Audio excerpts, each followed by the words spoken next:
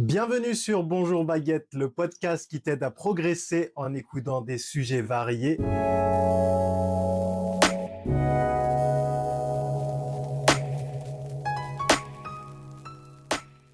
Aujourd'hui, nous allons parler d'un thème très important, comment réduire la friction pour garder ses habitudes.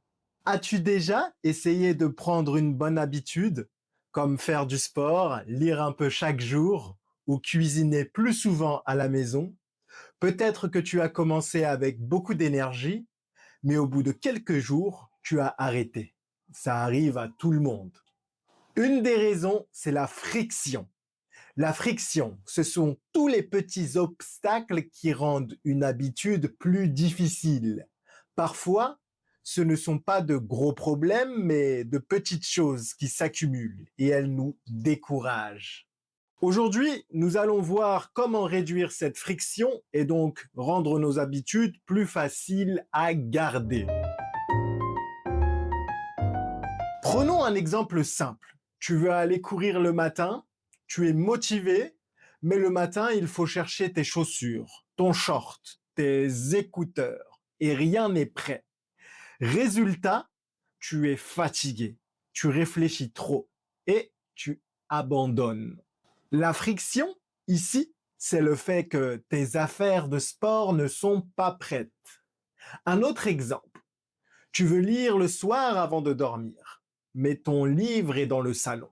Quand tu es dans le lit, tu penses « Ah, il faudrait que je me lève pour aller chercher mon livre. » Finalement, tu prends ton téléphone et tu ne lis pas. La friction, c'est le petit effort supplémentaire qui empêche ton habitude. La première solution, c'est de préparer à l'avance. Si tu veux faire du sport, prépare tes vêtements la veille. Mets-les près de ton lit, comme ça, le matin, tu n'as pas besoin de réfléchir. Si tu veux manger plus sainement, prépare déjà des fruits ou des légumes coupés dans le frigo. Quand tu as faim, tu n'as pas d'excuse, c'est prêt. Quand tout est déjà prêt, la friction disparaît. Une autre méthode, c'est de rendre ton habitude visible. Tu veux boire plus d'eau? Mets une bouteille d'eau sur ton bureau. Tu veux écrire chaque jour? Mets ton carnet et ton stylo sur la table. Tu veux pratiquer ton français? Mets ton cahier ou ton application directement sur ton écran d'accueil. Plus ton habitude est visible, plus elle est facile à commencer. Parfois, la friction vient des distractions. Par exemple, tu veux lire, mais ton téléphone vibre sans arrêt. Alors, tu seras tenté de le regarder. La bonne idée, c'est de réduire les distractions. Mets ton téléphone dans une autre pièce quand tu veux lire. Éteins la télévision si tu veux cuisiner tranquillement. Ferme les réseaux sociaux quand tu veux travailler. En réduisant les distractions, tu rends ton habitude plus facile. Un autre conseil, c'est de commencer petit. Si tu veux courir 5 km, commence par 1 km. Si tu veux lire 30 minutes, commence par 5 minutes. Si tu veux écrire une page par jour, commence par 2 phrases. Quand c'est petit, il y a moins de friction, car tu n'as pas besoin de beaucoup d'énergie. Et souvent, une fois que tu commences, tu continues plus longtemps.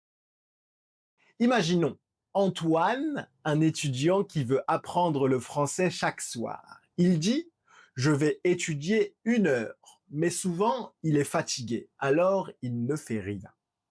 Un jour, il change de méthode, il prépare son cahier sur son bureau, il décide d'étudier seulement 5 minutes. Résultat, presque chaque soir, il commence et souvent, il fait plus que 5 minutes. Antoine a réduit la friction et maintenant il garde son habitude. Conclusion. Alors, que retenir? Pour garder une habitude, il faut 1. Préparer à l'avance. 2. Rendre l'habitude visible. 3.